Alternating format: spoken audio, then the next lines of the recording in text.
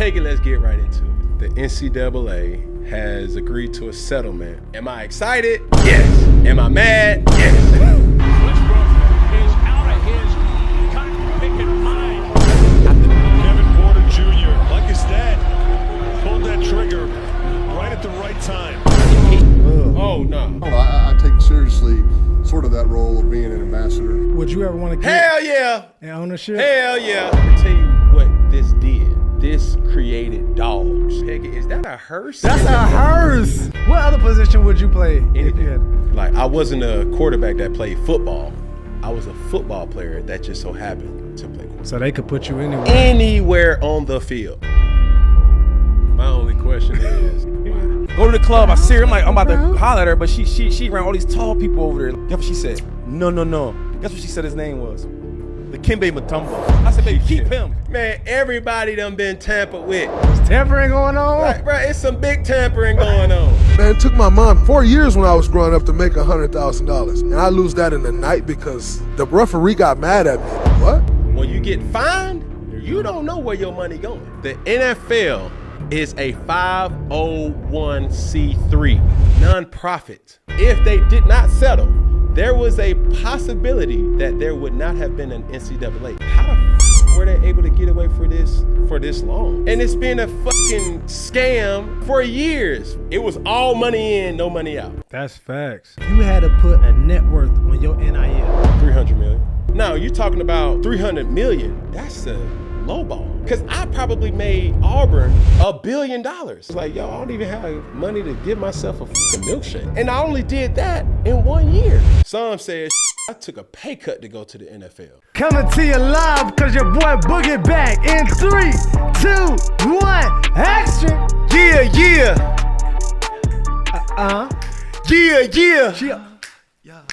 Yeah.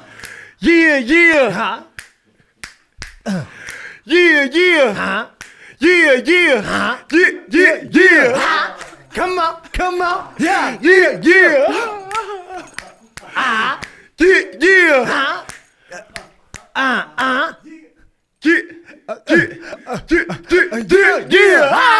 Hey, here we go, man. Listen.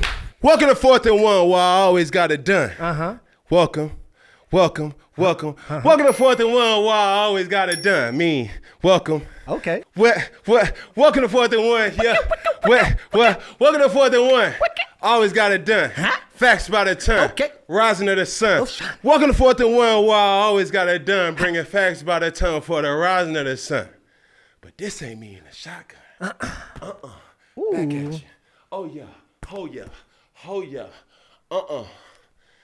This is me in front of TV. This is me in front of TV. Say what? I said me in front of TV. Me in front of TV. Okay. Me in front of... Me in front of TV. Okay, having a what? whole lot of fun. Yeah. Hey, I want to take this moment in time right now, man.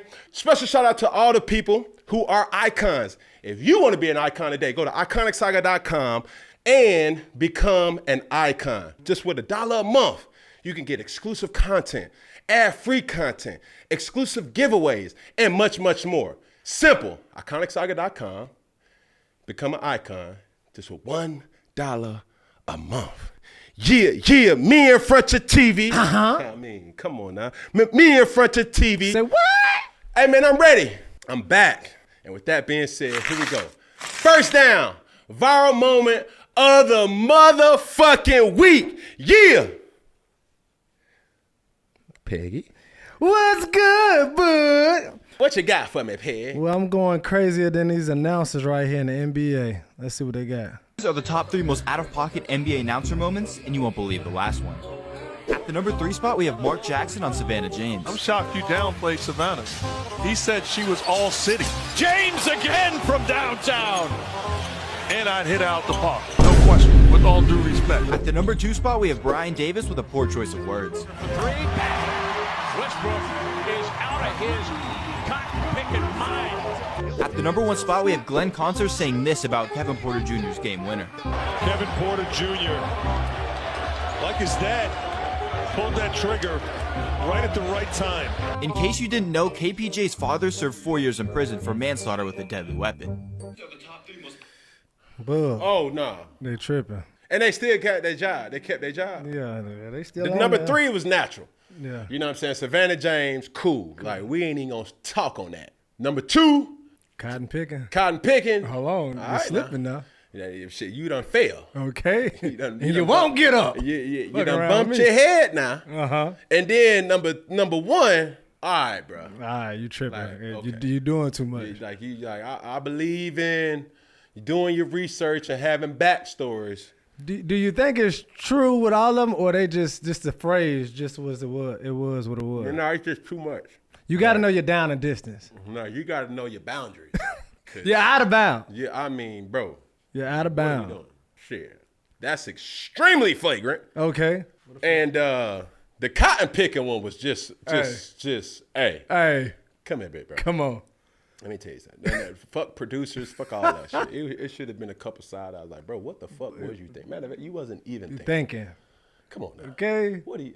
We ain't that cool. We'll never be. Listen, listen, what's Future say? Do not get too comfortable. Okay. Please don't Get get too like that comfortable. was a perfect example of like, bro, you got way too comfortable. I mean, bro, you out your element now.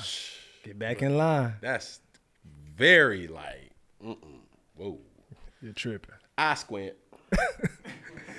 We coming all the way live. It's all city, man. The announcers are going crazy right now. Hold on, Peggy. What's up? You're not just about to just keep passing by me acting as if like this shit ain't like, I you was know what I gonna hit a mean? U-turn, but shit. Ain't since no we're here- you. We ain't got no brakes. You feel me? Why then? Shit. Shit. That boy Bud, man. How you doing, Bud? Man, I seen what y'all had going on, man. Shout out to my dog Lou.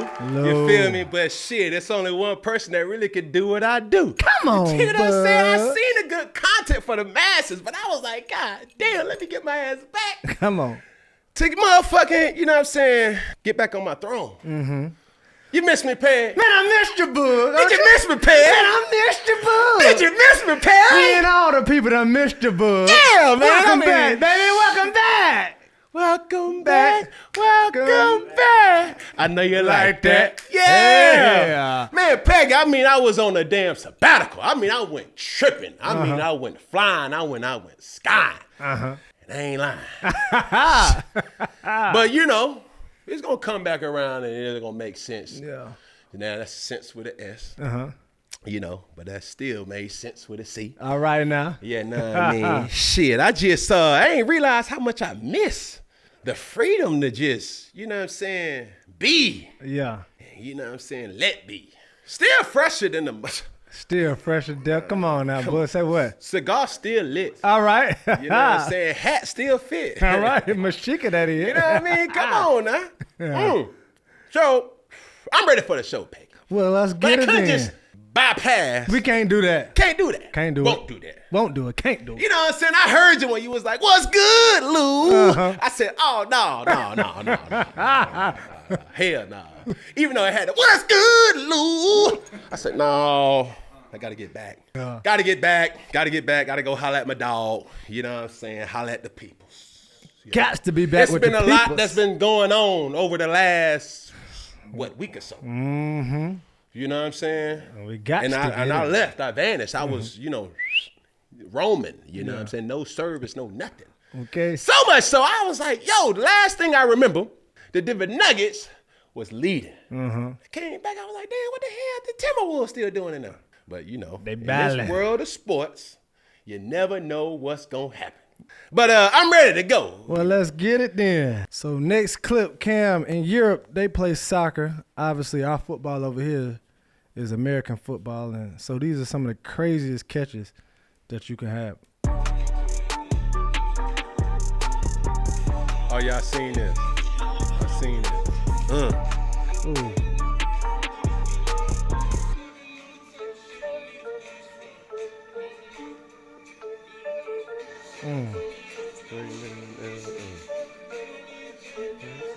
Not on the golf Oh, court. yeah.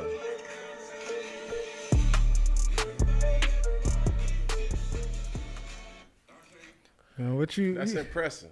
You gotta get the baguettes together and go ahead and do one of those. Like, it's time coming. You know, I'm sitting on a gold mine, you know what I'm saying, with my kids and my family and stuff like that, man. And I've always been the person to kind of be a little private. But, you know, in this day and age, you know, you just got to let people be great. And my kids have so much personality. My family got so much personality.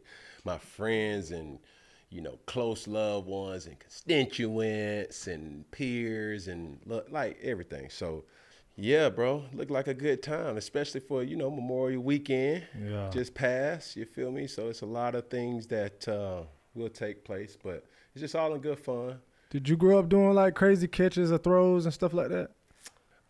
Man, I grew up in a very masculine household. Like, we used to have this game called, damn, what the fuck we used to call that shit? Oh, that's what it was called, Fumblerooski. You know what I'm saying? And that's where I originally, like, felt free with just giving your body up.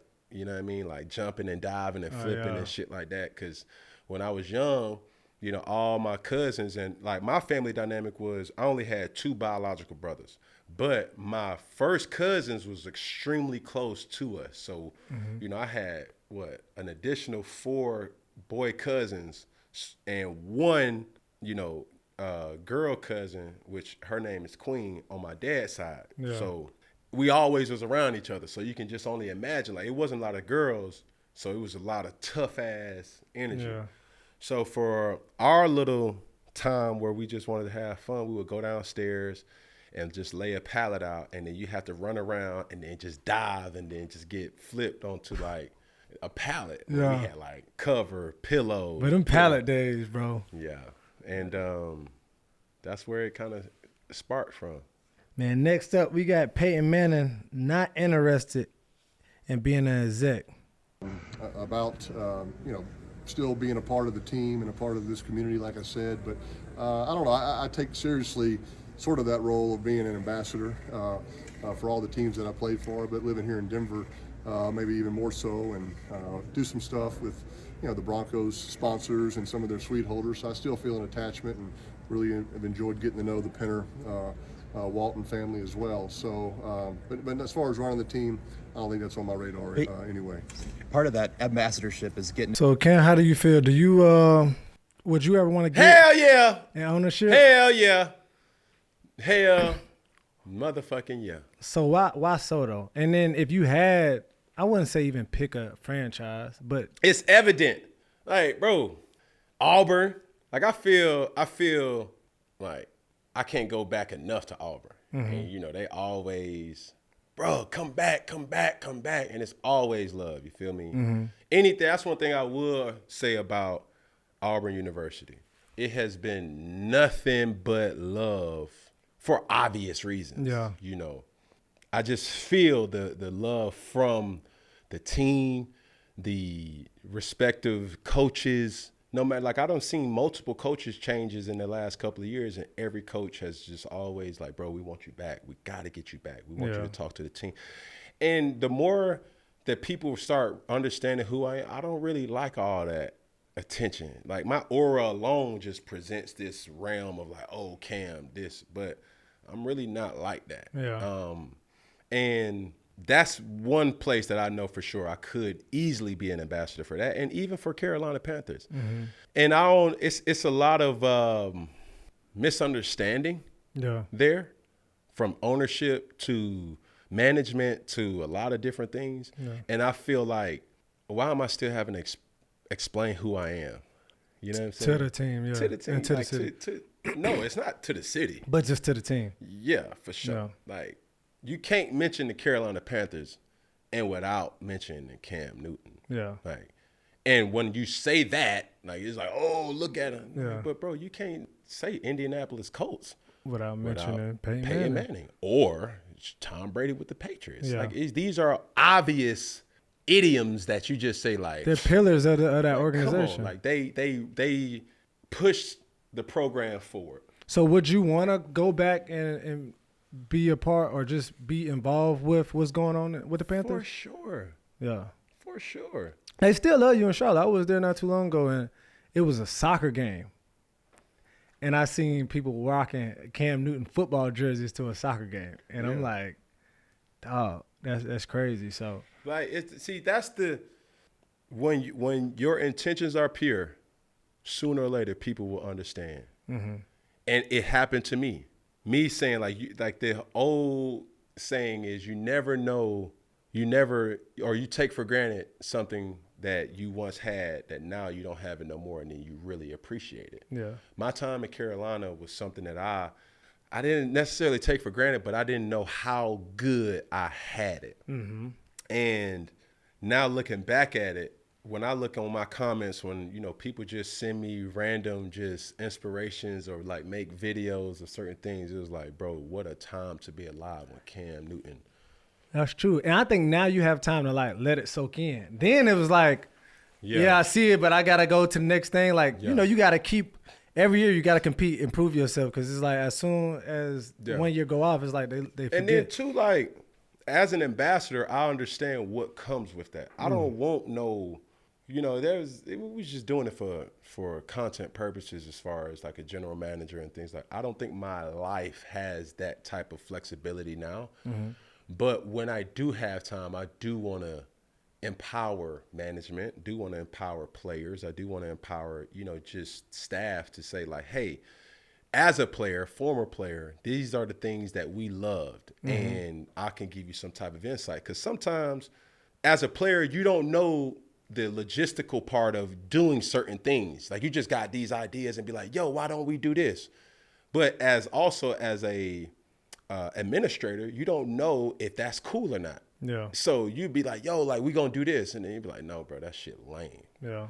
And I was lucky enough to have people who understood my tone, my dialect, my verbiage, my thought process. And when I would tell them, I was like, yo, that, like, motherfuckers ain't gonna receive that shit like you think it is. But if you do it like this, I think it would be more receivable, and it'll be organic. So, of course, like, when I see certain titles get handed out, I'm like, that's a no-brainer. You would do it. For sure. And if the opportunity, and I know you said ambassador, but also if the opportunity presented itself, would you want to be a part of like ownership group or ownership of the Panthers? I don't think I have the time to do it, but I can't say no. You can't, yeah. Because I don't know what it would look like. Holds, yeah. You know what I'm saying? Because anything in life requires a measure of commitment, mind, body, time, spirit, like all that. And like what I'm doing now, I don't know if flying back and forth to Charlotte would be something that's reasonable. Granted, it's a 45-minute flight. Yeah. You spend more time on the ground than in the air. Yeah.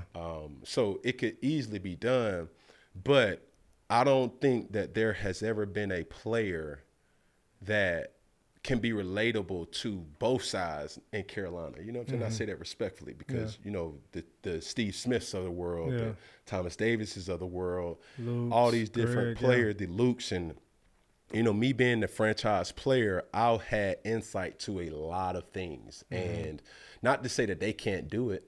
You know what I'm saying? Hell, I want them to be ambassadors too. We all should be ambassadors to give our insight to say like, hey, what would the fan experience be? What should that fan experience be on game day? What should the player experience be on game day?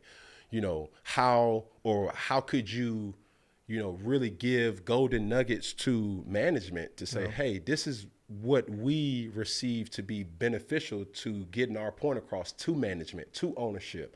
Because there's obviously sectors and levels to it that all players don't have access like that. Even though you got key card access, you don't got privilege to be able to say, hey, Mr. Tepper, this is how we feel about this whole situation. Yeah. And he probably thinks, or somebody in that building probably thinks like, where is the ball being dropped at? And they may not necessarily know, because I know for sure there was times where I gleaned at when I seen Mr. Richardson. Like when I seen Mr. Richardson walk into that locker room, you know, he was only coming to talk to like 4 or 5 players. And me being one of those 4 or 5 players, I know how it made me feel. where it's like, yo, Mr. Richardson, hey man, meet Joe Webb, man. Joe Webb, blah, blah, blah. Joe Webb probably would never had an opportunity to kind of speak to Mr. Richardson, but it was my responsibility to merge the gap and say like, yo, bro, this dude really cool, contrary to what you may believe, because it goes both ways. They read things about you that aren't true. You read things about them that aren't true. That's and true. then we're all wearing the same jersey. We're just assuming. Oh, for sure. For sure. So me being an ambassador would be something that I definitely would consider. And to what degree I still would want to have an opportunity to kind of look at it through that lens. But it is what it is. Here we go, next clip. Well, speaking of Luka and the Timberwolves and Luka and Mavs and, Ant and the Timberwolves, obviously Luka hit a big shot the other day, and this is how it went down.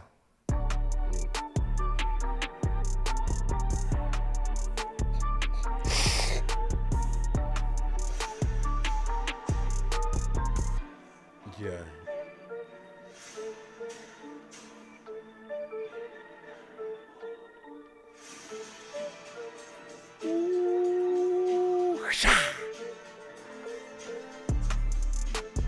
So obviously Luka hit the big shot, but the biggest thing of this was McDaniels from the Timberwolves knew that the matchup wasn't right between obviously Gobert, guard, and Luka. Was like, I don't want to see that matchup. And then obviously Luka hit this game-winning bucket at the end.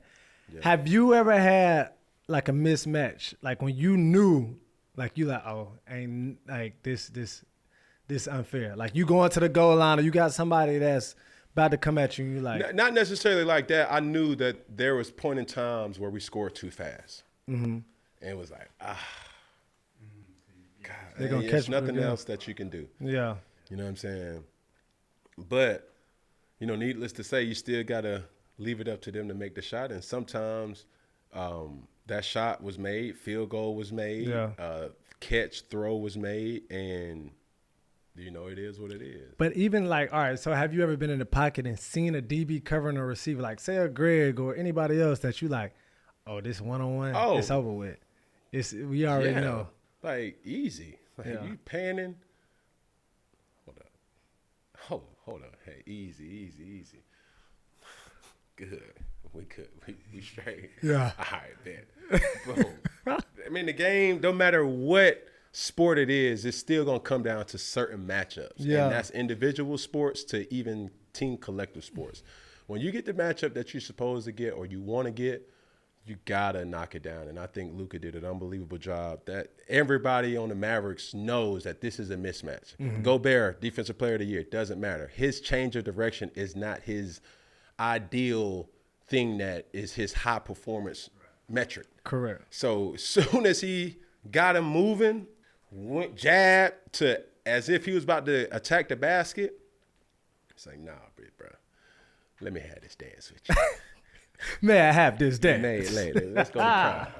Let me put you on some skates. Okay, no roll down. I mean? But for Luka to play so slow, you know what I'm saying? And that's what he said He's too. So calculated in knowing that Yeah. I can get my shot off. Yeah. And I'm going to just walk it down. That's what he said. He was like, I'm not fast, but I know he don't move faster than me. And then he showed on that play, and it's just like, even watching the game, it's like, no, not like this. Bam. And it's like, punch. Yeah. In this goddamn. Yeah. Hell So, yeah, they went up. But that's what sports is all about. Like rising to the occasion, big time players making big time plays and big time moments. And it don't get no bigger than that, where your team needs you. And shit, it's a 2 to tie it up. Motherfuckers say, fuck that. This is why I train. Yeah. So, here we go, next clip. Next up, man. So just taking us back to the good old days. This how the backyards used to look, or the outside of the streets used to look. The king of the court. Yeah. And this how the Rock used to look when we used to play. Oh, for sure. Ain't no tread on that shit. Ain't no tread. All real hoopers, they'll hoop with a ball like this before. Boy, I seen this picture and it instantly took me back. It was You had to be nostalgic. raised in a Yes. certain time period to know what it was like Bruh. to hoop with balls like this. You don't see these kind of pills no more, man. See, back in the late 90s, early 2000s, we was outside babies, man. We was hooping on that concrete every day, all day and night. So much so that eventually the leather would start peeling off the rock and it'll get to looking like this. And let me tell you something. That didn't stop a thing. As long as that ball had hurried it and it could bounce. And not only we that, was though, hooping with it. And the same thing go for the. You had titties on the ball. Oh yeah. You know what I'm saying? That like, shit bounce and it go to the hell yeah. bruh, yes. But I'm gonna tell you one of the things that when you look at old times, growing up in the 90s, early 2000s, when I go back to that picture real quick. I'm gonna tell you what this did. This created dogs. Bruh, because you did not want to be sitting. No, this created dogs. This is where you get some shit about yourself. Yeah, yeah. This where you face your fear. Bruh. This where it ain't no cry if you want to. Man, get your bitch ass out of here. You know what I'm saying? Like, all boom. the curse words you can't say in the house. Because ain't no parents around. Ain't nobody around. It's just me versus you. Bruh. Motherfucker, like, I'm shit. the champ around here. Like, foul. Motherfucker, that ain't no goddamn foul. Shoot for it. You know what I'm saying? Shoot ball for it. don't lie, nigga. Hey, Ball don't lie. About that ball lied today, but shit, fuck you. Like that type of confidence is where exercises like this, situations like this, and not to mention, Peggy, is that a hearse? That's a hearse in the back, bro. That's what caught me. I said, is that a fucking hearse? They killing the game, literally. Like real shit. But bruh, that's where you knew, boom. Ain't nobody seeing me. And one of y'all, like king of the court, anybody want to see me? Hell, y'all want to see? No, let me play. No, fuck that. And cool. You knew in the neighborhood, the one dude, he was like, oh, he the one. He the one that's the king of the neighborhood. It wasn't no one. It was all about matchups. But yes, yeah. It was all about matchups. And my thing was like, you found out too, Peggy. What's up? How petty your partner was. Break it down then, boo. Cool. Check up. You put the ball right there. Or you roll the ball. Oh yeah. Or you throw it up and as soon as you touch it. Yeah. Bruh, come on. Bruh, come on, give me a good check. Or like, boy, you hit the ball, you push them back. Bro, that is one the push back. The put like you grab the ball. Bro, if you like getting as it soon in, as you touch it, you take it away. Like, bro, stop playing, bro. Come on, check up. Hell no, foul. Hell no, foul. My thing is like, bro, the contact initiators, the tough guys, you can't call no foul if you banging, and then you turn around. Foul. I'm like, no, bro. Bro, you just been trying to break my chest in, dog. But that right there ain't no adults around. That's where character is built. Bruh. That's where motherfucking tough guys and tough boys and even tough girls, because there was some chicks out there that playing, too. yeah. And then too, when the chicks came out there, Peggy, that's when you start crossing up. You know that what I'm one saying? girl you like in the neighborhood. That's how she watching me. Come on. Donna. Hold on. Come what on. Up, baby? You all right? Cool. Watch this. Hold on. No, watch out. Watch out. Yeah. Watch out. Now I gotta cook you. I got to put it on now. I got to cook you, motherfucker. But you playing harder than NBA Finals right there. Set this motherfucking oven on 350. On what? 350. Because I'm about to bake your ass, boy. But that's that ain't what no it lie. is, bro. That like shit. I see that, like everybody be like, bro, how many kids you got? Bro, I got 8 kids. Yeah. When my sons go outside and they play football, it be just like this. These motherfuckers, man, I head topped them. That's the modern day. I mossed them. Yeah. You know what I mean? I ran faster than him. You know what I'm saying? Or, whatever. So. But you had to be so creative too, because even with the back of the goal, you had to go find you some bricks, some water, some sand, some something. Yeah, for sure. Bruh, the ball was not in always the best conditions. Hell, the goal wasn't always. The shit was tilted. Lane. Motherfucker. They didn't have no.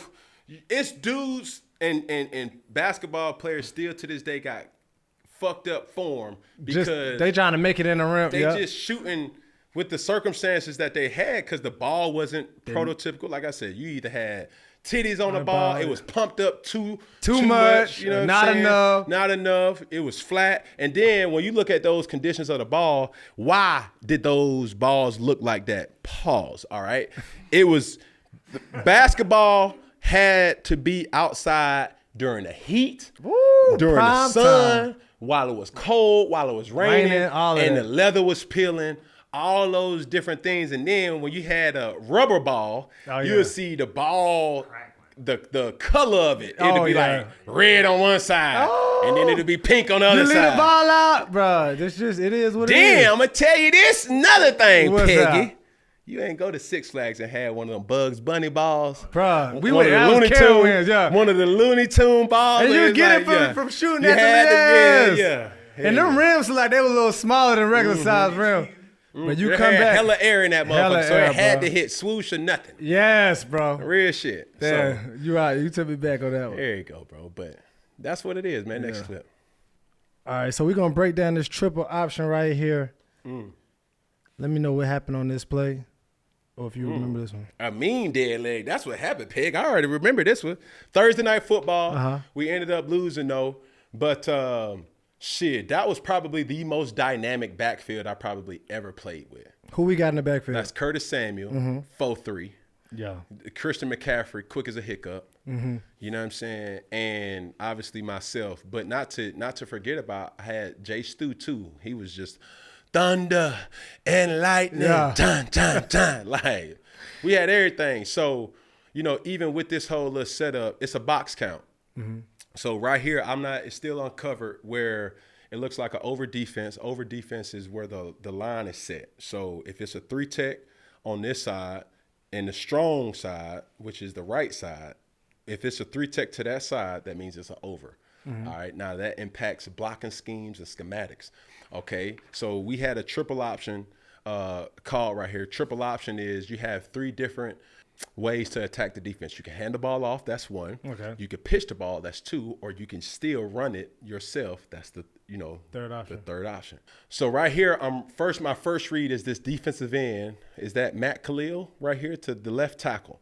All right. If that left tackle or that defensive end on my left side does not take Christian McCaffrey, then that's the first read. Okay. All right. Then I pull the ball. Now I take it to the next defender, and that's who I pitch it off of. Boom. Let it play. So I read the run from the defensive end. I pitch off of 27. Oh, because he went with Curtis. Exactly. So that's your triple option. Bam. Ooh, easy work. Dead leg fool. Ooh. Dead leg fool. Like, come on, man.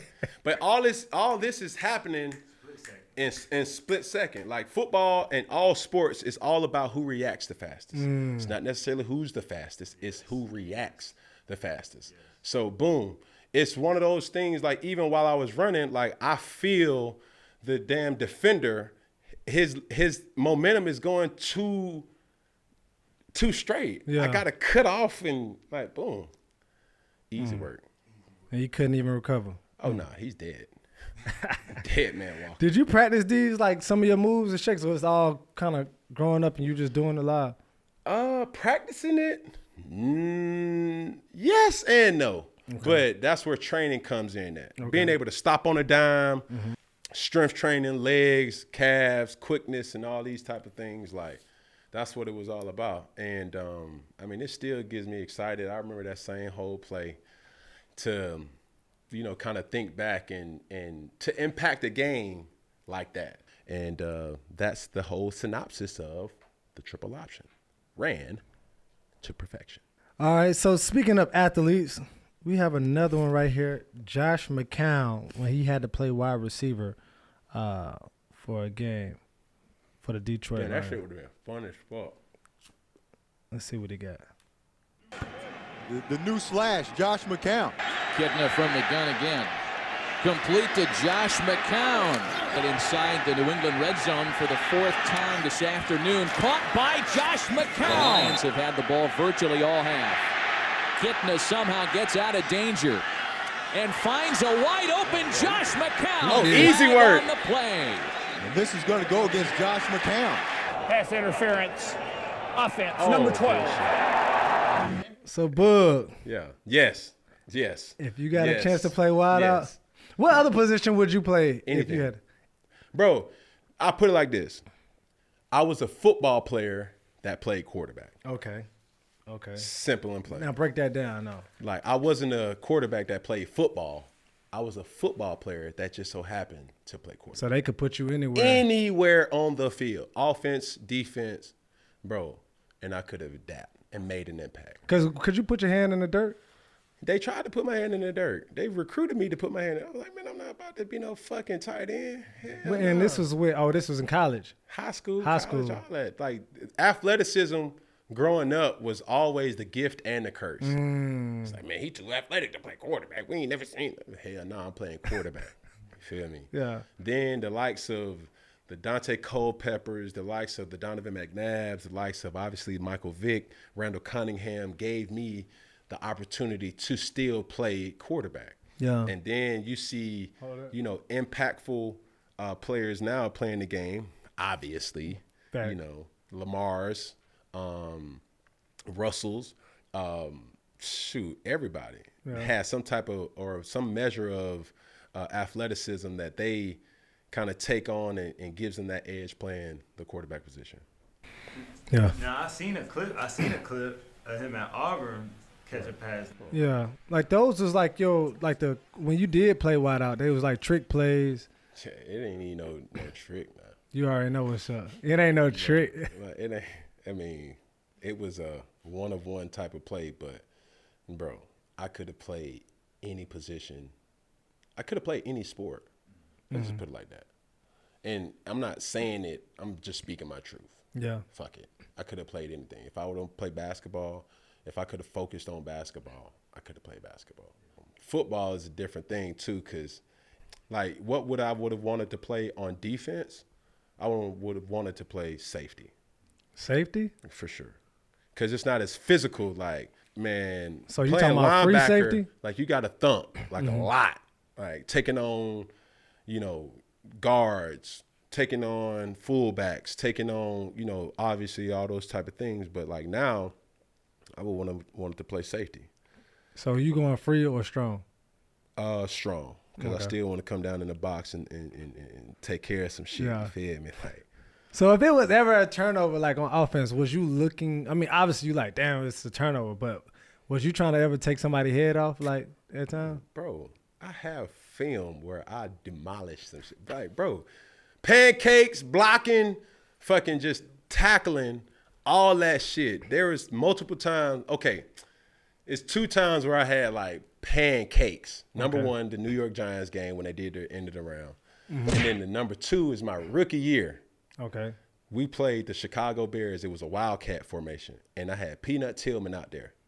Pancake. And you over there mouth salivating, you looking like, oh yeah. This my free hit. Yeah. Like, I can't, man, motherfucker, he ain't even looking at me. Woo! Bitch ass nigga, get your bitch ass up. Like, hell yeah. Hell yeah. Like, bro, dog is there. Yeah. It ain't no out dogging me. Uh-huh. Like, real shit. And anytime I get to impose my will, oh, bro, I'm definitely You on do that. I ain't shit I'm on soft, that. weak, motherfucking coward about motherfucking Cam Newton. You on hear me? that. Like, I'm literally looking to expose you. And anytime I had an opportunity to do it, shit. Now, throwing a pick, your head can't just be on the target. You got to be. Do you know? But have you seen that though? Like you threw one and you like, but everybody can I'm gun for you. backing up. Cause now, like, you turn into a natural safety. Yeah. Cause like you're the last line of defense. Anybody can come hit you. Anybody can hit you, block you, and all that shit. So you just can't just go in there like a fucking dog in a meat shop. Yeah. You know what I mean? Like you got to be very whole. Have you ever got your bell rung on some shit like that? They tried to, but I was too aware to just be dumb. Now. Yeah, just to be out there. All right. Well, speaking of dogs, you got your boy. He built a little different.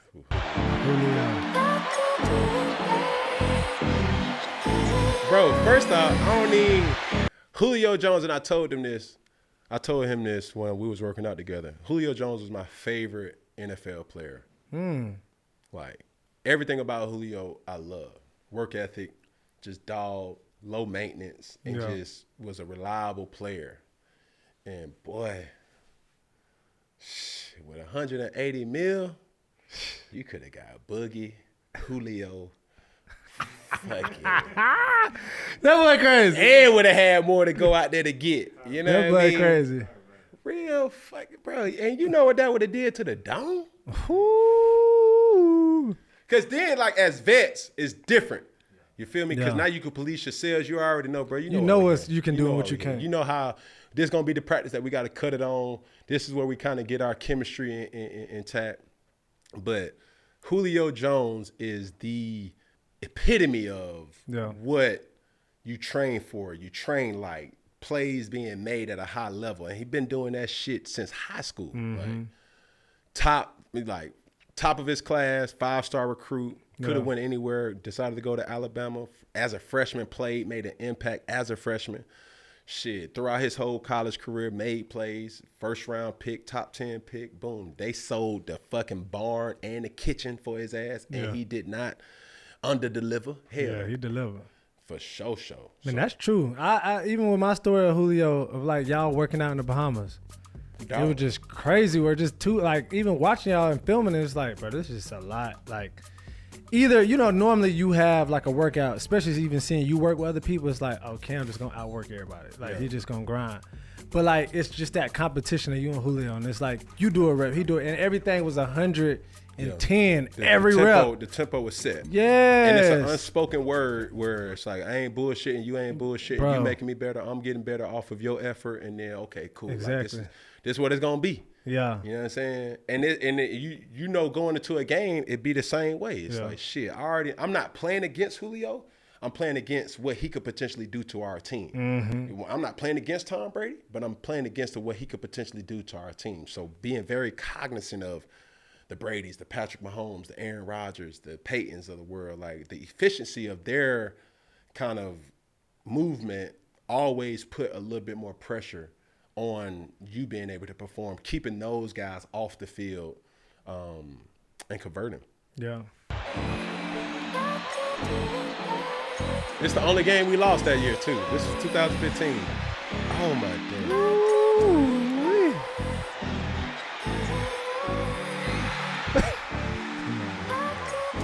Ain't shit that you can do, dude. You can't. It's just. And that was like third down, too, bro. Like, I remember that same, bro, a big backbreaker. It's like, fuck. Tampa 2 and shit. Oh, my Lord. Golly, bro. Motherfucker Julio was a different motherfucker. Yeah, he was wild. Real shit. And then that ain't like the shit. That you see him? Yeah. He ain't no hoe either. He ain't. You know That's what I'm saying? what I said out of so anybody. don't sit up here and just put, Kuechly like that, like he just ain't capable of making that play. Okay. You feel me? Because 9 times out of 10, he gonna else. That was the 1%. Yeah, correct. And it was Julio that was the 1%. Any other receiver, it ain't a lot of receivers that's making that play. Correct. And that's you just got to live with it and die by it. Yeah. So that's that. This show is brought to you by BetterHelp. When life goes so fast, it is extremely important to celebrate your wins and make adjustments for the rest of the year. Therapy can help you take stock of your progress and to set achievable goals for the next 6 months. It's helpful for learning positive coping skills and how to set boundaries. It isn't just for those who've experienced major trauma. If you are considering starting therapy, give BetterHelp a try. It's entirely online, designed to be convenient, flexible, and suited to your schedule. Just fill out a brief questionnaire to get matched with a licensed therapist and switch therapists at any given time for no additional cost. Get it off your chest with BetterHelp. Visit betterhelp.com/4th today to get 10% off your first month. That's betterhelp.com/4th. Second down, questionable call of the week. What we got? Man, boo, they say people work out, but he literally about to kill himself during this workout. Let's see what we got going on.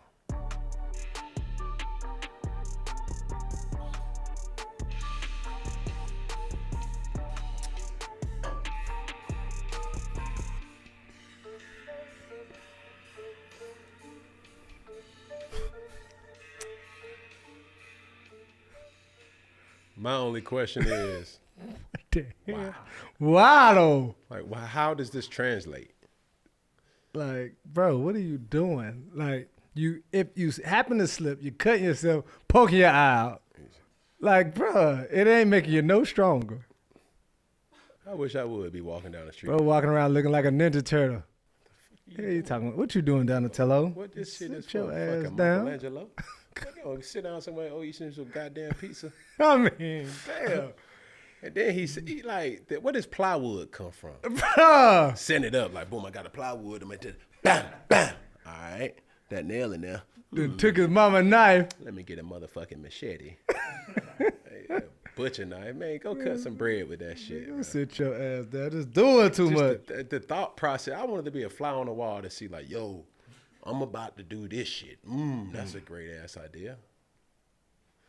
That is what you call do it for the gram. I mean, 110%. Because there's nothing in your life will ever have you just be like, how does this translate to whatever? Anything. Bro, just do regular push-ups, diamond push-ups, and you're going to get the same effect. Correct. And it's safer. 110%. You may keep your eyeball. Okay, next clip. Well, don't leave your girl around him. You trying to be a true player. Found out the hard way. Man, shout out to, first off, look, I'm going to give all these players they flowers for producing great content. Mm-hmm. And the 25-10 show? Yeah. Oh, man, killing it, crushing it. Like, how they producing their shit, dog, is something that is so entertaining. Mm-hmm. Like, Shady McCoy, Deshaun Jackson, and the list goes on. All that shit, bro. Like, I love seeing, like, we're in a good time for media. And they booming, too. So many different sources and spheres of, like, how you can get different perspective of sports. You know what I mean? True. And that's what I like. What we got? Shady McCoy had a little story about Mutombo. Oh, yeah, I seen this. You see what we're talking about. Oh, yeah. This girl I met in Atlanta, right? Baddie. This is probably like 8 years ago. And this is how the tricking, this is the first time I'm really experiencing Took like her to real Lennox. tricking. She's like, yo, out the mall we for going it? to the club. I'll meet you at the club, whatever. She said, but I think my man gonna be there, so I can't really talk to you. So hold on. You a house wrecker, bro. Go to the club. I see her. I'm like, I'm about to holler at her, but she around all these tall people over there, like in the section. Oh, NBA dudes. Right? So I don't say much. Yeah. So I'm at the bathroom. She come. I'm like, yo, what's up? She still don't recognize. I'm like, girl, so I take my shades off. It's me. Right. You see the diamonds? Yeah, you see the face? It's me. Yeah. She don't see nothing to me. 2 days later, Hit you. I talked to her. Right? I'm like, hey, what happened? What's up? She said, oh, man, I told you my man was there. Oh, yeah. I said, well, we was in the bathroom. You couldn't talk. She said, no, trust me. He not that type of dude. You know what I mean? He take good care of me. I said, I ain't worried about that, baby. I'll take you shopping tomorrow. I ain't tripping. Now, you know, because I'm a nice guy. We go to dinner. You do that. I might get a small little gift for you. Yeah, you throw that. Guess what she said? No. He don't take me. No. This is what she said, though. He don't take me shopping here. He take me to France. I'm like, who is this dude? Guess what she said his name was? The Kimbe Mutombo. I said so because first my Eagles like you taking him over me, but I get it. Yeah. He take you shopping, PJ to France and back. I said, I said, baby, keep him. Keep him. But this is the thing, though. What's up? It don't matter how much you splurge on an individual. Mm-hmm. They still gonna wonder off if you ain't got their whole attention. Yeah. So why? So if I'm Dikembe, why the fuck is you still even entertaining that dude? You know what I'm saying?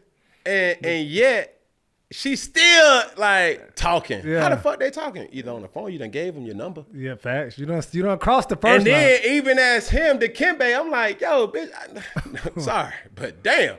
Motherfucker, I flew you. I'm giving you all these perks. Where and ever you gonna ever be able to experience? He even said keep him. Get like real shit, but she's still gonna entertain another source. Yeah. So, player, keep your heart 3 steps. Keep your heart. You dig what I'm saying? But she did hit him with the no. Yeah, but that took it too far. But that's still like. Come on, bro. You playing? You still walking on motherfucking eggshells, knowing that. Why you still? Come on. Do you think Shady was wrong for dropping his name in the clip? It's good entertainment. Mm-hmm. Shit, of course. Now with that though, like being in the sports space, is it a lot of the same women that are in that space? I guess like that you talk to. Hell yeah. Like you see the same. You see the same everywhere that we go. Like, bro, man, everybody done been tampered with. There's tampering going on? Like, bro, it's some big tampering going on. You feel me? And these chicks and they pulling fines, big fines. Bro, they gonna keep one in the chamber. Yeah. You feel me? Like, that's just the name of the game, bro. What they call it. I mean, I'm a fan of their show, 25-10 show. And if you ain't motherfucking check their shit out, please check it out. They had a clip on, they was talking about snipers. Mm-hmm. Like, snipers come in many different shape, forms, and sizes. Yeah. Like, social media has given the opportunity for anybody to be contacted by anybody. Think about it like this. You could DM Beyonce. You could DM Kim Kardashian. Now, will they pick up? You DM'd them. You got it, though. You shot your shot. You shot it. You done shot. Okay, you can still turn it off, but if you have the capabilities to do it, that don't mean they can't not see that shit. You see what I'm saying? I done been multiple places where I've been like, yo, shout out, DM'd you. So you ain't DM me. They go out in the inbox and boop, bloop. There you go. Here I go. You feel what I'm saying? Like, yo, and please don't think that your pimping is immaculate, like, because everybody gonna slide in your girl's DM. It's just up to your pimping to make sure that she stay focused on you. All right. Now, it don't matter how much pimping you put down, an insubordinate person is still gonna wander off. And that's just this. That's them. That's just them. You know what I'm saying? And it's better to have it happen sooner rather than later. That's true. Because I'm telling you, when somebody start wondering off, it's over with. What Jay-Z say? When you lose a good girl, she gone forever. That's true. She gone. Yeah. Bye-bye. Deuces. Gone. That being said, man, go on to the next clip. So, Draymond made a statement recently and said the NBA is not set up for them to be wealthy with the fines they get hit with. Check it out. As hard as we work to accumulate wealth, coming from situations that most people never make it out, and then you get fined the way we get fined, it's actually not set up for us to be wealthy after we're done playing. This job is not set up the way we're taxed. Oh, California? The way we're taxed, the way we're fined, and you hear about all these programs like this program, this program, that is to cover everybody. This program is to teach this guy this. But if I do something wrong, I lose $100,000. Man, it took my mom 4 years when I was growing up to make $100,000. And I lose that in the night because, what? The referee got mad at me, and he didn't like what I said to him. So I lose $5,000 like that, like on a tech. Ken, what's your thoughts? That's some truth. Is it self-inflicted? But I'm going to tell you this, though. What's up? In any situation where you spend your money, you know where your money going. When you get fined, you don't know where your money going. Yeah. And you cannot report that as a tax loss. See what I'm saying? Yeah. Like, that ain't nothing that you could just be like, okay, I'm going to pay taxes. Like, you're still getting taxed on that money. So, yeah, he's extremely right about that. It's not like I get taxed or get fined $300,000 in a given year and I can write that off. Like, hell no, you ain't writing that shit off. And then you don't get no bills like on itemized receipt like, hey, this $300,000 that you gave back to the NFL or the NBA or the MLB, we took that money to blah, blah, blah. Like, at least have something where he's like, where would you want this money to go? Yeah. You don't get that shit. Bruh, the NFL is a 501c3 nonprofit. Like, do your research, bro. Like, these motherfuckers is doing some real, player, very business-minded type of shit. Like, yeah, bro, for sure. Well, it's a lot of cap in that rap. Speaking of that, calling cap on cat. Like I said, I know I'm putting. I gotta laugh. I'm putting up to 1,500 shots a day, and shot so well all playoffs. Confidence extremely high, and to be having these unfortunate bounces and these looks that are just not going in, it's tough. It's tough for sure. I'm glad. Confidence-wise, I just got to keep shooting. You know what cap is? Cap? Yeah. Yes. To make 300 in a day takes about 45 minutes. So if you're taking 1,500, it's going to take you about 2.5 hours. And you already practicing shooting rest on his cap. Is it a cap clip or nah? You think you're right? Major cap clip. But even if, like, that ain't the point of the of the clip. The clip is like, yo, you're playing basketball. Mm-hmm. There's no definite thing. Like, you can have the best form, you can have a good look, you can have, it's just still a probability. That is. There's shots where it took little to no effort to kind of throw up and it still go in, and it's just like, oh shit. Because I even look at Steph Curry sometimes and be like, how the fuck did he make that goddamn shot? Yeah. And it still go in. Then I look at other people, it's like, yo, when I go into the goddamn the gym and I shoot my damn shots. And I'm like, why the fuck that shit ain't going in? That shit felt good. Yeah. You know what I mean? But it's just a probability. Yeah. But I understand what, Karl Anthony Towns is saying right here. It's like he's just going through a rough patch.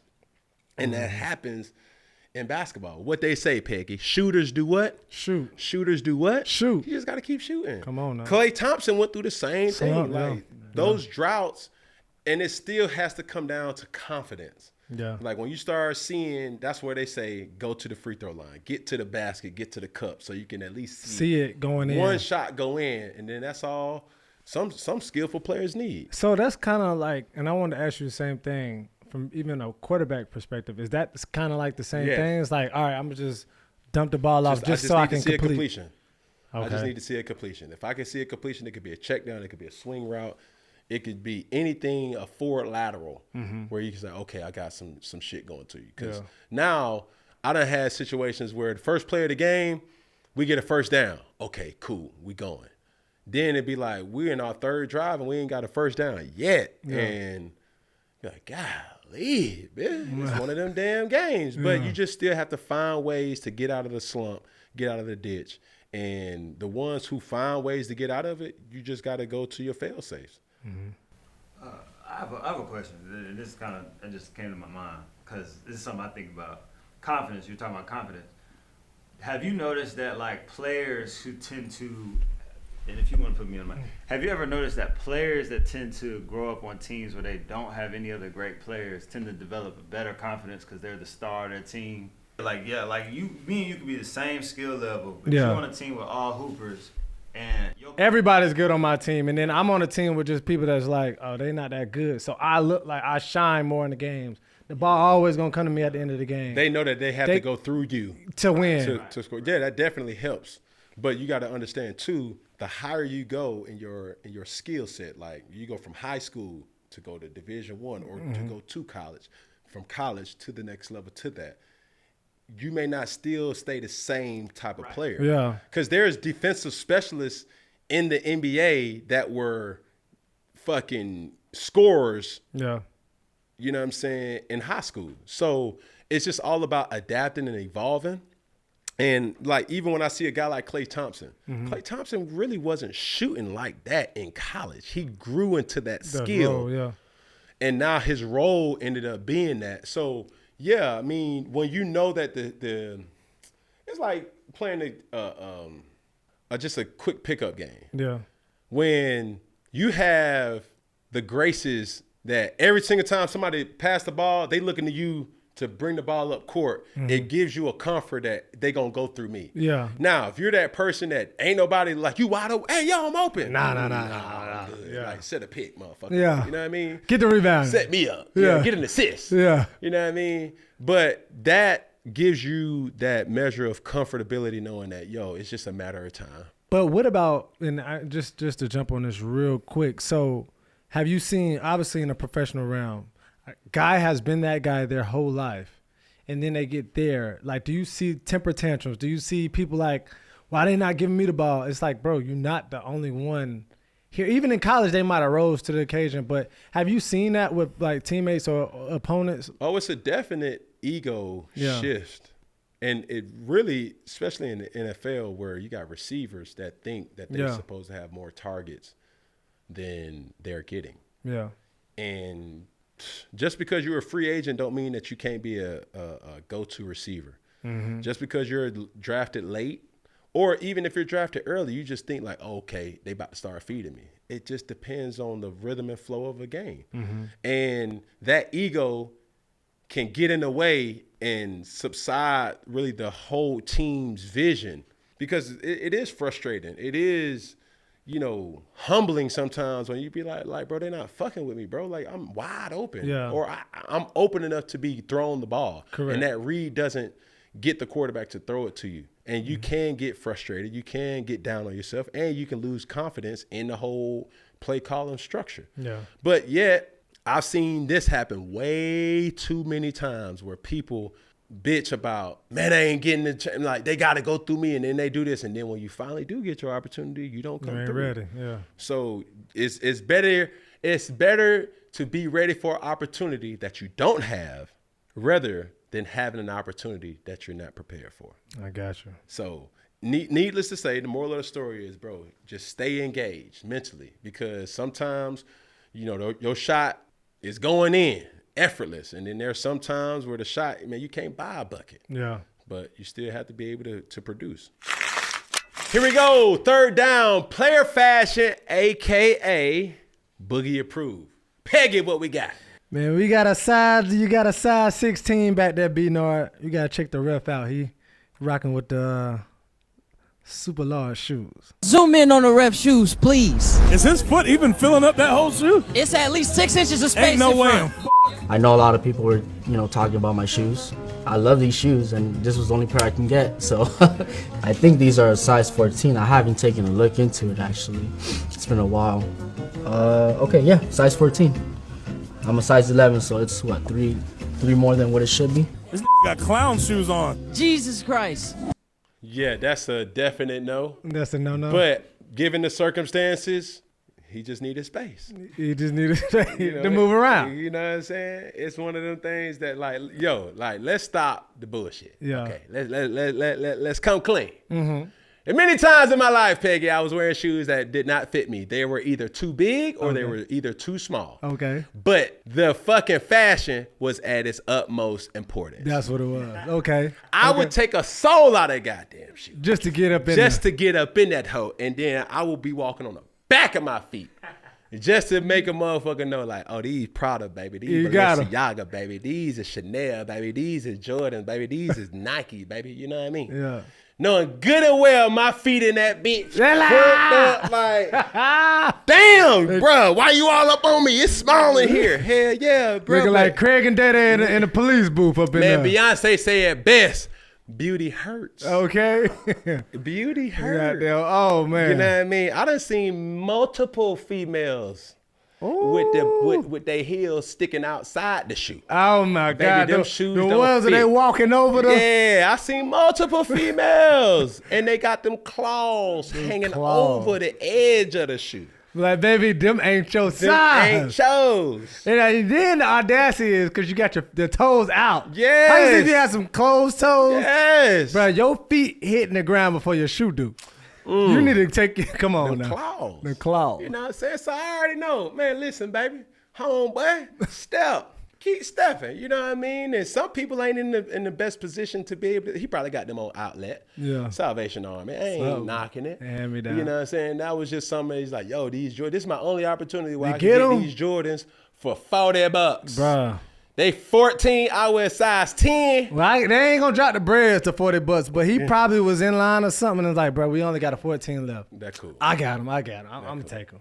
I'm gonna get Man, that. look, quick story, real. Yeah. Okay, like, so we was on Funky Friday where the Water Boys, this particular year, I think it was like 2019, where I seen the Water Boys. It was around Christmas time. And saw them at the light right here at the four-way stop or the four-way intersection by Lennox. And I told him, I was like, yo, bro, I ain't got no money, but I'm gonna bless y'all today. Y'all meet me over here at the mall and I'm gonna take care of y'all. It was 3 kids I told that shit to. Yeah. Somehow or another, by the time I got to the motherfucking mall, it was 30 of them hoes. Like, them little bastards came from Everywhere. hither and thither. They Came sent like ants that at a motherfucking cookout. Amber Alert. Cam about to get us. Boom. We Bit walked bruh in there. got her. Bit bruh definitely took care of them. And I took them to Foot Locker, Foot Action Champs, one of the two. And I said, listen, I got the manager's information. I was like, man, close this and I'm gonna pay for everybody's shoes. All right. So granted, it's a lot of kids in here. And I was like, bro, y'all get 1 pair of shoes and y'all spending limit is anywhere from $90 to $120.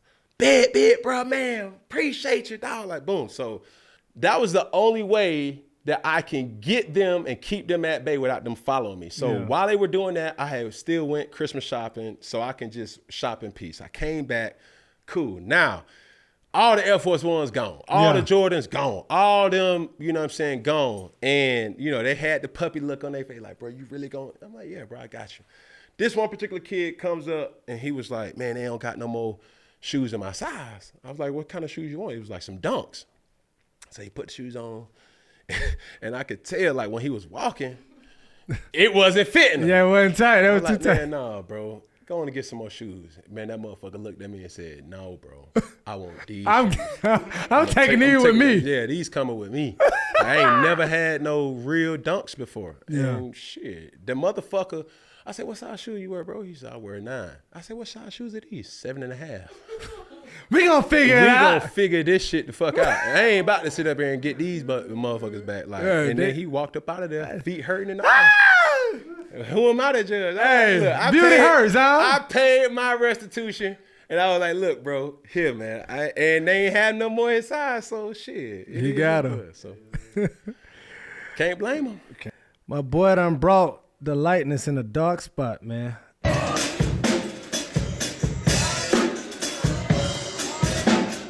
Deacon Jones. I mean, with the sequence. I don't know what's worse, the suit or the headpiece. What he smell like, Peg? Bro.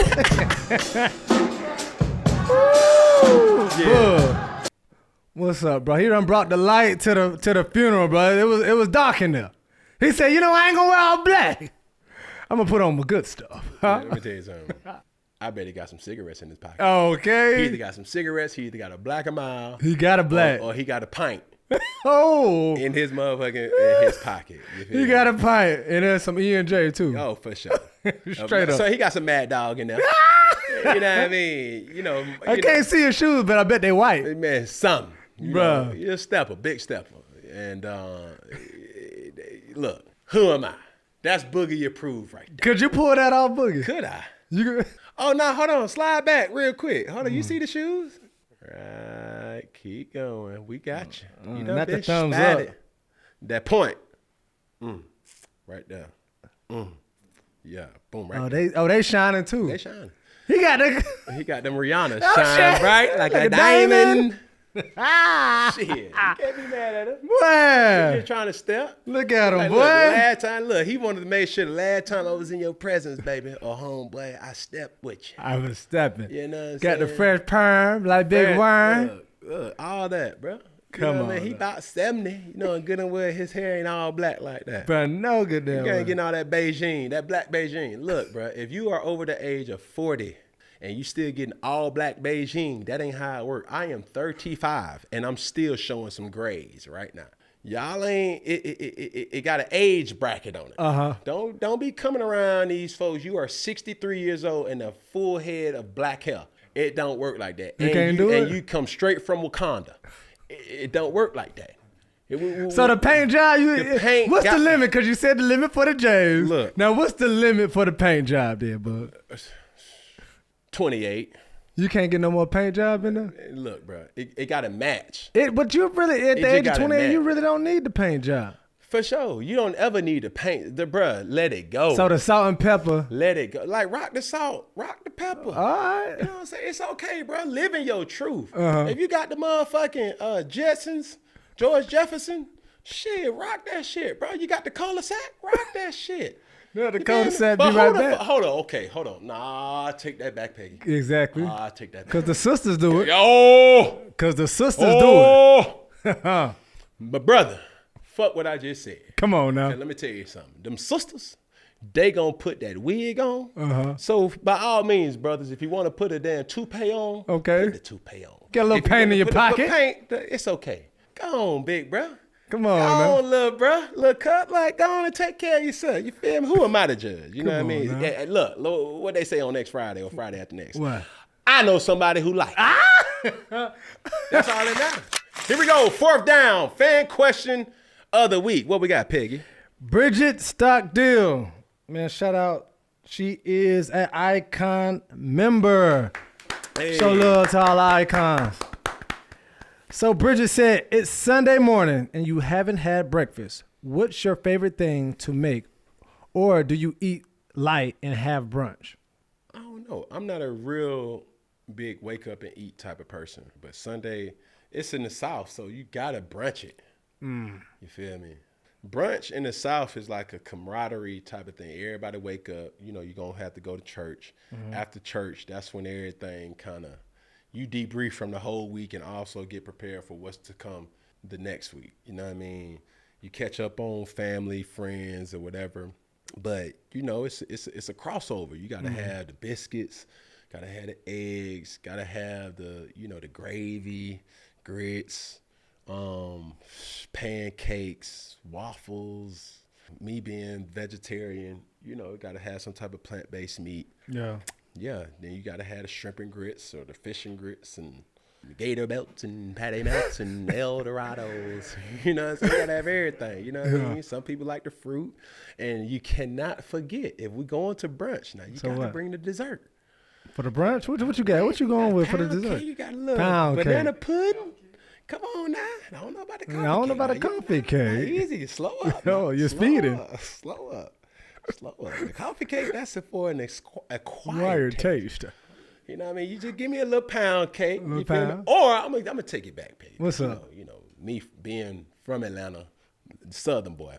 Man, my auntie Celeste used to make ice cream, the churn. Oh, homemade ice cream? The rock salt. You know what I mean? Man. The churn, the Chick-fil-A vanilla ice cream. But bro, that was delicacy. Then you get some of the, you get the shortcake with the strawberry preserves. You're taking your boy back, huh? Ooh. You know what I'm saying? Get you a soda pop. I'm really not a soda pop type of person. You feel me? I'm more of a lemonade, Kool-Aid, and if I don't see the sugar at the bottom, it ain't sweet enough. It ain't it. You know what I'm saying? You got to put a hint of that lime. Got to put a hint of that pineapple juice. You know what I'm saying? Man, some of them. Ooh. I mean, that shit be so sweet. You need the ice to cut it. Cut it. Cut it. You better cut it. Yeah. Right there, start that right there. Get something just to about flush it. That's it. You just sipping that motherfucker. You hear me? Just sip out. Yeah. All right. So, last one by Gamecock T-Raz3 said, huge Cam fan. On September 3rd, 2019, you and Mr. Beast released a YouTube video that is at 22.5 million views. In this video, you and Mr. Beast crew broke Guinness World Records. What was the whole experience like, and what was your favorite record you attempted? Damn, boy, Boogie look shredded, ain't him? Shredded. Damn. Yeah, bro. I underestimated the impact of Mr. Beast. Yeah. Was like, yo, knowing what I know now, I would have took YouTube way more serious and to give people more in-depth to my whole overall life, the things that I was excited about. But taking on that experience with Mr. Beast and his crew was just so lively. It was so authentic and organic that I was just lucky to kind of be a part of it and didn't know the impact that it was going to have. And still to this day, obviously for obvious reasons, that video performed better than any other video. But I just remember doing it. It was something that I undermined his impact. You know what I'm saying? It was like, yo, like Mr. Beast. I'm like, who the fuck is Mr. Beast? Yeah. It was like, this guy, he's the #1 YouTuber in the world, and he want to do a video with me. I'm like, me? And he's from the Carolinas. Yeah. So. And I didn't know that either. Yeah. The whole team is from Carolina. So having that type of, fraternity of brothers and guys, that masculine energy was just like, yo, you're trying to, it was still competitive because we're still trying to beat a world record. Yeah. And I remember during this time too, I was just coming off of shoulder surgery and I really couldn't throw overhand because of rehab, but the assignment was accomplished. But this is what I did not know. Anybody can do a Guinness Book of World Record task, but it's going to cost you. I think it was upwards of about $12,000. Yeah. You know what I'm saying? Because you gotta pay for that person to be there and be there, witness and it's a real dope experience because it's not like they have to deem what counts. What is a catchable ball and what is you can't just be like, okay, I did 100 one-handed catches, and they be like, no, that don't count. Okay, this don't count either. That don't count either. It's like, so it has to be monitored professionally, unbiased. And that's really what happened. And you have to pay for that too. Yeah. So, yeah. And if you haven't seen the video, click the link. We'll have it in the caption for sure. But you didn't say, I don't think you said which record you like the most. Which one did you like the most? No, it was the most one-handed catches. It was the longest catch. Underhand. No, it was the longest catch caught by your legs. Yeah. Underhand pass. The only reason I couldn't throw an overhand because of rehab, I just had to throw an underhand, and the fact that I've always practiced like the umpire throw or the referee throw, and that's just a skill that you just kind of keep sharpening, just being around the game of football. And I was still able to throw an accurate underhand ball, and he caught it. So that's your favorite one, you said? Yeah, I think the one-handed catch was probably my favorite. Okay, the time has come for main segment, Newton's Law. Peggy, let's get right into it. Over last couple of days, the NCAA has agreed to a settlement for multiple billion-dollar payback. Sure. Now, am I excited? Yes. Am I mad? Yes. Because it was only at 2016 and up. Yeah. I'm like, what the fuck? What about the goddamn? Like, you know what I mean? Because shit, they would have had to pay even more money. Yeah, for sure. Given the circumstances of like, I look at this whole run. But before we kind of get into it, take us through, what this whole Newton Law would be about. So the settlement terms state that the NCAA will provide more than $2.7 billion to former athletes over the next decade for back damages related to association's name, image, and likeness restrictions. This payment should start in 2025. And by settling, instead of going to trial, they kind of dodged paying $4 billion, upwards of $4 billion. So they settled for $2.7 billion. So that is just super crazy that they're going to be paying people back and and now it's legal to start, like, I guess, organizations and teams and colleges to pay players directly. So it ain't all of just NIL, or I got to sign this deal or everything like that. So now they can say, look, Ohio State, I'm about to pay Cam Newton these are XYZ. Workers. Yeah. These are. So they still figuring all of the terms if they're not going to be employees, this and that, and all of that stuff out. But the fact that, they're clearing it for colleges to pay players directly. This is like when I see something like this, it just shows how corrupt this system was for so long. Yes. And they preyed on disadvantaged people and circumstances. They tried to paint the picture of this is amateur sports. This is amateurism. This is this. It's like, no, bro, these people are sacrificing their lives. Yeah.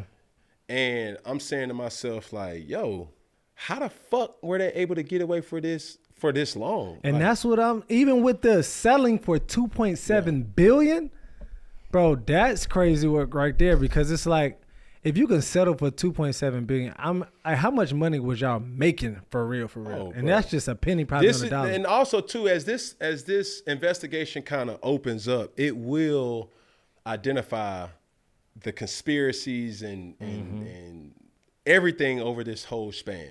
And granted, like, I look at athletes like Reggie Bush. I look at athletes like Kevin Durant. I look at athletes like Michael Jordan, Cam Newton, Johnny Manziel, impactful players who literally took organization, NCAA Institute, and gave them free use of their name, their image, their likeness, and their skill. And for the people, what do you say for the people that say, well, you went to school for free? Man, you ain't doing shit with that fucking... we going. Like, bruh, man, I'm not doing... Like, I got a sociology degree. And I also got an associate degree in damn horticulture, right? Study of plants. Bitch, I'm not motherfucking using none of them goddamn degrees. You got a nice yard, though. Shit, and I pay somebody to goddamn do that shit. I'm not out there planting them plants. I don't give a damn about them damn plants. It's my job to make sure that I have the money to pay for a florist, to pay for a landscaper, to pay for these people to do this damn job, and it doesn't come by way of studying or being a chemist or a biologist. Yeah. See what I'm saying? And it's been a fucking scam for years, damn near 100 years, and they've been getting away with murder. Bruh, crazy work. Off the backs of hopeless individuals that saying, "Hey, we're giving you a free scholarship. Like, man. And then gonna fine you and ban you and strip you from all of your records if they catch you getting money. Yeah, for sure. That's what I'm saying. That's when you really corner the market. You ain't gonna get money from us, but if you even think about getting money from anybody else, bro, they are like if you were to look at the whole business blueprint of what the business of the NCAA was, it was all money in, no money out. That's facts. All money in, all profit. We just got to give you a college degree or eligibility. That don't cost us shit, bro. You know what I'm saying? We just got to give you a seat in the damn classroom. And then what you're going to be able to do from that is give us exposure, global exposure. Global. Because now, if you're good at football, if you're good at baseball, if you're good at basketball, if you're good at track, if you're good at swimming, now your skill has thrusted us into a position where now we get marketing value. Mm-hmm. Now we can run ads, we can run commercials, we can run all these different things to be able to promote why you should come to the University of Alabama, why you should come to the University of Georgia, why OHIO, like all these different things, like us being in the SEC championship, us being in the national championship, the BCS Bowl gave us prime real estate to be able to showcase why our school is great. Yeah. And you're giving these athletes platforms, or you're stripping them from their power to be able to know their worth. And you're making it mind-fucking them to think that, oh, it's an equal trade, that we give you everything we give, but in return, all we just get is a free education. Yeah. Man, fuck you. So you say this is good for college players. For so sure. we got people with different, and I'm not saying he's saying it's bad, but this is some effects. And Penny Hardaway had something to say about it on the Point Forward podcast. Let's see what he had to say. Player obviously happy that the guys were getting paid for that, but this thing is turned upside down, to be very honest, man. It's major now. It's not small, it is major. Some of these numbers for guys early are okay, but the later it gets and you gotta have them, that might jump up 200,000 or 300,000. You start thinking, hey man, you're not Evan Turner or Andre Iguodala, man. I don't know about that, bro. I mean, it almost becomes a business, because now when I start paying you that much money, to me, it was already an expectation. Now it's even a higher expectation, because now you're getting a ton of money. You're making more than my assistant coaches. How is it coaching the guy making that much money? Is anybody like, shut your broke ass up? Like, anybody say that? That's Evan Turner. Hey, they might say it under their breath, seriously though. But no, honestly, it becomes about the character of the young man at that point. You can either get that much money and go, I'm going to go all out and show this team why I came here and give them all I have. Or you can bail and just say, hey man, I got the money that I wanted. If I'm playing bad, so what? You can't take the money back. You got both ways going right now.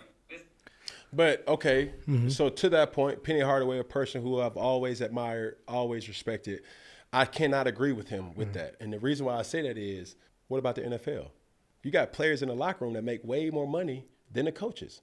You got players in the locker room that make way more money than the GM. Yeah. See what I'm saying? So their mentality isn't different. So, and they would say probably with maturity comes that. But I agree in that stance, because now even as a college athlete, you kind of highlight what type of person, the character. That's what he said, the character of the person will show. But I'll say this. Understand this, college athlete. This money is not money that's going to sustain you for nothing more than probably 3 to potentially 5 years during your whole college stint. This is not money that you can sit back and collect and say, okay, I finally made it. That money is still where you should want to say, hey, I want to make it to the NFL. I want to make it to the MLB. I want to make it to the professional realm, that now advertisement money. Now, money from the club still is what I aspire to kind of get. But I think a lot of players are deceived by saying NIL money, getting $200,000, $100,000, $300,000, hell, even $1 million sometimes.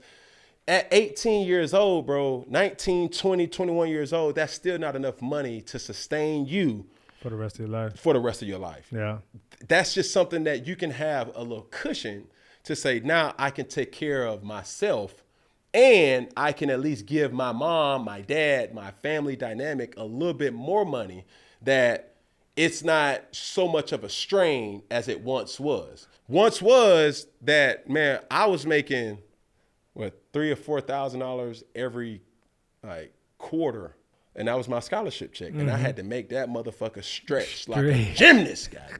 You feel me? Yeah. And that still was something that I had to find ways to make it stretch. Now it's accepted, or now it's mandated for you to get paid. But to think, the goal is still to make it and to be the best version of yourself so you can go to the next level. Now that next level money is going to be that money that you can live off for the rest of your life if managed the right way. Yeah. But to think at the age of being a college athlete that's going to be money that I still have when I'm 40, when I'm 50, that's just not realistic.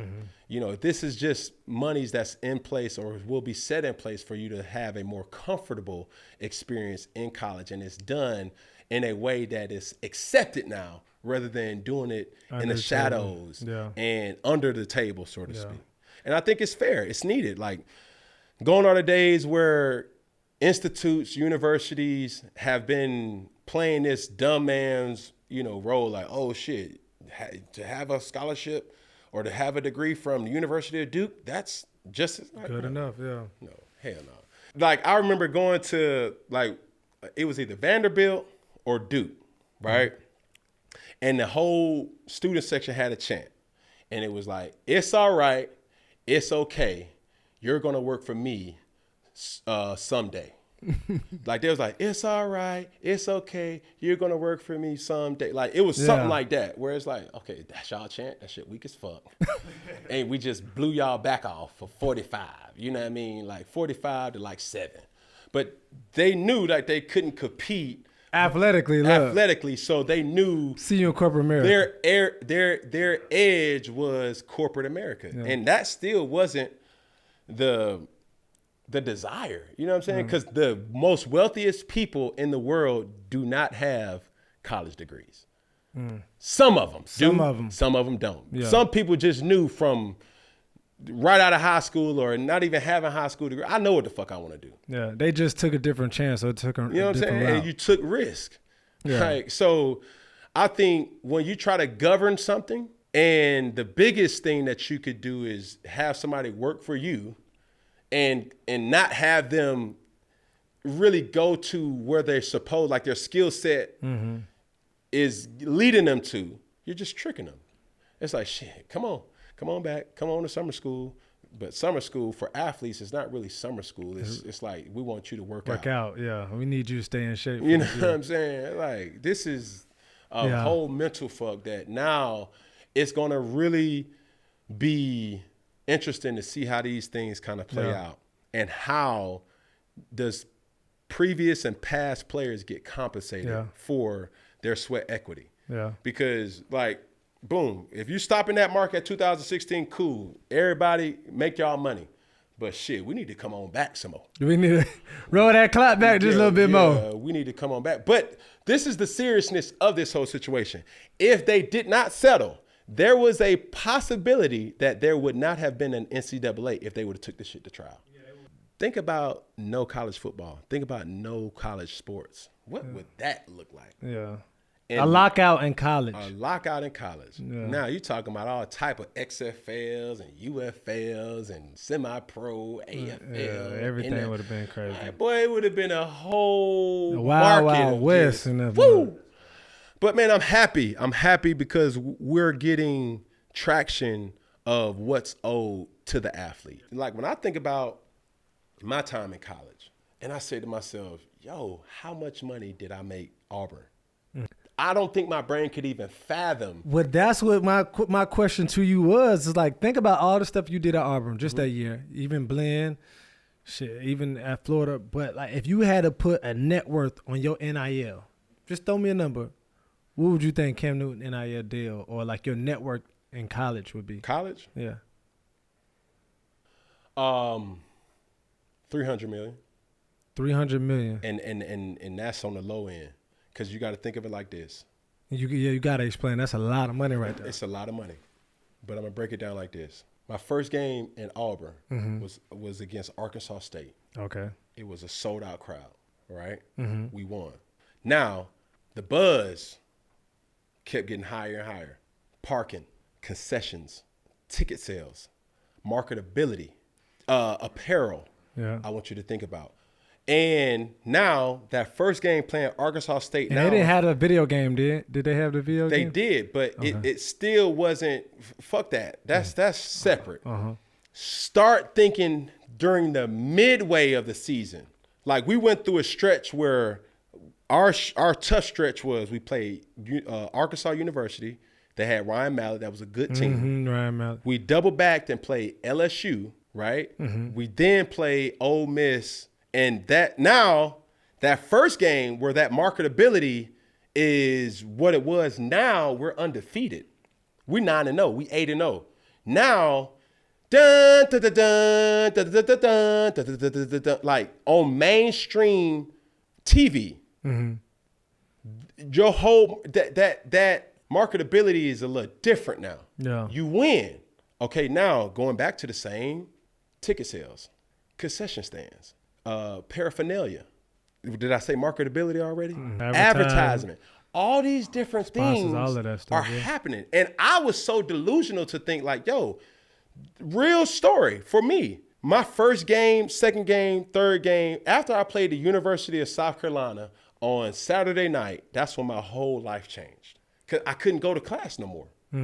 Now people are taking advantage of my appearance. I never... At that particular point in time in my life, I went from a person to an asset. Hey, can you sign this? Hey, can you do this? Hey, sign this real quick because, man, I'm a big fan. Fine. Now, you're talking about $300 million. That's a low ball. No. That's real low because I probably made Auburn $1 billion. Still, think about this. When Bo Jackson, arguably one of the top tier athletes this world has ever seen. Bo knows those campaigns, all those different things. Bo Jackson didn't win a national championship. So you got to think about that times 10. Yeah. So now, okay, cool. So how great this player was, he did not give marketability for the whole university. It came by way of him. I love Bo. Bo is an advisor in my life to my life, as a person who I looked up to and still look up to. But when you start talking about bringing or putting a whole team or a whole organization on your back, school on your back, where without your dedication, without your perseverance, nobody would have known Auburn in that type of case. Yeah, because that was the Alabama. The last time University. Auburn won a national championship before we won our national championship was 1956 or 1957. So you're talking about $300 million. No, you're doing way too much. Hell no. Because now the first game when we play Arkansas State, going to the real peak of our schedule, to the LSUs, the Arkansas, now the latter part of our season, now you start talking about we played UGA. Yeah. Very high caliber type of game. Not only that, this was the most relevant Iron Bowl that has ever been. Major national implications. Yeah, that you was see what I'm saying? Like we were 2 in the nation. They were 9 or 11 or 10. That's never been done before. Yeah. Still hasn't been done. We're used to seeing Alabama playing a hard-nosed Auburn team. We're not used to seeing a talented Auburn team play a hard-nosed Alabama team. That just wasn't the situation. Yeah. So given those circumstances, going back to marketability, advertisement, ticket sales, all those things, bro, you couldn't buy a ticket. Man, bro, literally the first game I started to see, like the whole energy around campus. Yeah. It was, you knew it was getting close to game day because the trailers and the RVs would kind of be there. As the season kept going, those RVs never left. So they would be there all. They would be there all the time. That's what I'm trying. Like the circumstances changed. We were winning. You know what I'm saying? They had a story to tell. They had the marketability to be able to flex how great Auburn is. They would have never been able to do that if they are coming up with a fertilizer that can give you instant green grass. They didn't care about that shit. They didn't have a platform to be able to tell if we wasn't winning. So you asking me what my value was, it easily $300 million. Cause and I only did that in 1 year. Heaven forbid if I would have came back. Because you still had one more year. You feel me? I left as a red shirt junior. I had another year of eligibility. Yeah. And if I knew I could make the same type of money, some said, shit, I took a pay cut to go to the NFL. You know what I'm saying? And all these people around me, from coaches to staff to administrator to academic people, they all were getting pay raises. Athletic director, pay raise. All these, man, I went. In the community. The whole thing, flooded, everything, bro, it was impacted. Yeah. Man, that Auburn that I see today, it was not the same Auburn when I was there. Yeah. And you wonder, like, how in the fuck do they got this, yeah. you know, $1 billion sports complex paid by sweat equity? You know what I'm saying? The great teams, you think about it, what facilities are the premier facilities in the U.S.? It's the Power 5 schools because they have marketability, and then they have teams that win. And they win because they're able to thrust their product to the masses. When you're watching TV, they're able to touch way more people than just the SEC network. These are things. Those TV deals, These TV deals. Like, you don't even see that. Yeah. You see Chick-fil-A. You see Home Depot. You see Schneider, Old Dominion. All these different things. Coca-Cola, Pepsi, Gatorade. All these brands are pouring in millions, if not billions of dollars each year to be able to now say, hey, we want some type of brand awareness on the sideline. Everything costs. And now, as a worker or a person that now you have to look to and say, like, we have to compensate you for that. Now you got to cut off on everything. Not even to mention what the clothing, the Under Armour you was wearing. All that shit. And I was Gatorade naive. towels. I was naive to that shit because, boom, after that South Carolina game, Under Armour was exclusively giving me cleats. They was exclusively giving me, like, gear. And I'm looking at that shit like, damn, they fucking with me. Not knowing that, like. No, you fucking with us. Like, real shit. Yeah, helping us out. Bro, and I there was an article that was out that at one point in time, I had 16 different Under Armour stamps on my body. You know, like the helmet that had, you seen Under Armour. Everywhere I would look and go, I had wristbands, Under Armour. You know, socks, Under Armour, cleats, Under Armour. So it doesn't matter what movement, a picture, I was a walking billboard. Yeah. You see what I'm saying? And not only taking the college football world by storm, all to get what? Nothing. Yeah. So hell yeah, $300 million. That's peanuts compared to what they was making. What they were making on a week-to-week basis. Yeah. Still making money. And for the rest of my life, like they will always make money off of number 2 jerseys. That's what, and how long did you start seeing your jersey being sold when you got that? I didn't know. I was just so happy to be able to say, like, yo, Mom, you can go to the bookstore to get buy my jersey. They ain't giving you shit. Yeah. You see what I'm saying? Like those, and they were sold out. Yeah. They couldn't keep that shit. It was like drugs. They couldn't keep that shit on the goddamn market. Yeah. Everybody wanted the number 2 jerseys. The same thing with the Carolina Panthers. It's like, bro, you'll see all these jerseys, but number 1 jerseys was gone. It's the marketability. Yeah. Like me, hate me, love me, or whatever, you still had a following that people wanted to support. And it was paraphernalia. It may not have even been a jersey. It may have been a poster. Yeah. It may have been a pencil. It may have been a keychain.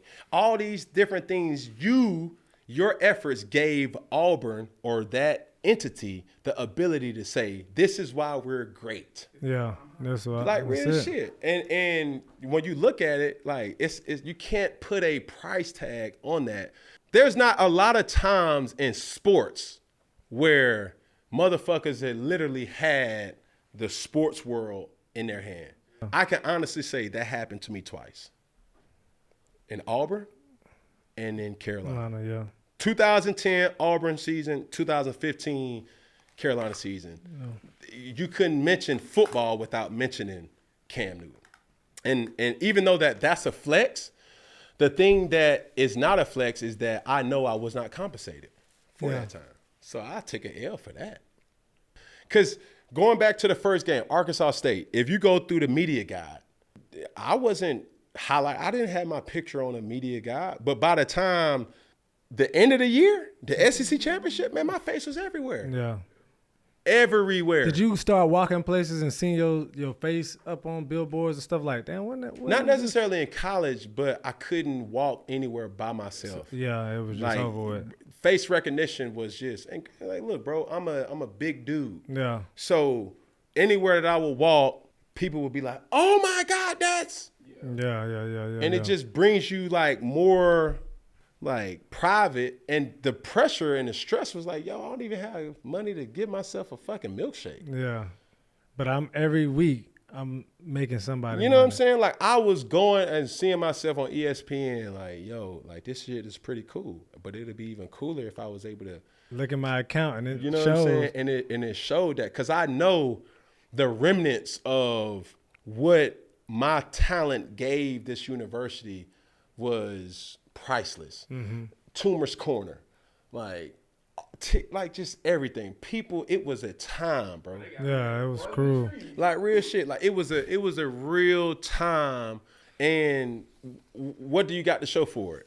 Highlights. Yeah. You know what I'm saying? Got a statue. You feel me? Like, man, and then that statue ain't even, something that is immovable. Mm-hmm. Yeah, ask motherfucking Joe Paterno. You know what I'm saying? True. Like, they ask Mr. Richardson. Yeah. They took his statue clean up off that motherfucker. Yeah, that's true. So that shit don't mean a damn thing. Mm-hmm. But thank you. Appreciate it. Well, I'm glad they're going to start paying the players. Man, we need to come on back a little bit more. For the 99 and the 2000s. Yes, sir. Shit, but that should have probably be $10 billion. Facts. You ain't lying about that. And the thing is this, they got the money. They do.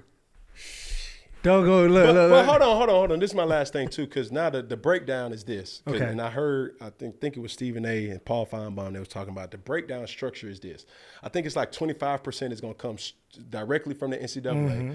Another big percentage is going to come from Power 5 schools. That's true. You know what I'm saying? And then another additional are going to come from the schools that may not have that purse that can compete with multi-million-dollar, contracts. And they got to break it down with Title IX too. So if it's a woman or you playing in another sport that might not be a money-generated sport, they got to break up how they going to divvy up a lot of money. It has to be a hierarchy. Yeah. And it's happening naturally. It's like, we could say it's very murky, but, bro, they do it all the time. It's the NFL. It's any professional sport. Now we're saying to ourselves, it's not something where amateur sports is dead now. Mm-hmm. Everything is professional. Everything. And it has been for as long as we can remember. We've just been calling it something else. Correct. Well, Cam, you done took us to church. The doors of the church are now open. Yeah, man. We're glad you're back, bud. Man, glad to be back, man. Just, you know what I'm saying, trying to get back to some type of normalcy, man. I'm happy to be back. Yeah. Catch us each and every week on all platforms. Make sure you become an icon today. Go on to iconicsaga.com. Make sure you like, make sure you share, make sure you comment, but most of all, make sure you subscribe and tap in to, us over here at 4th&1 giving good content for the masses. And as I always say, one finger. Uh-huh. One finger. Uh-huh. One pinky. Okay. One thumb. All right. All together. One love. Yeah,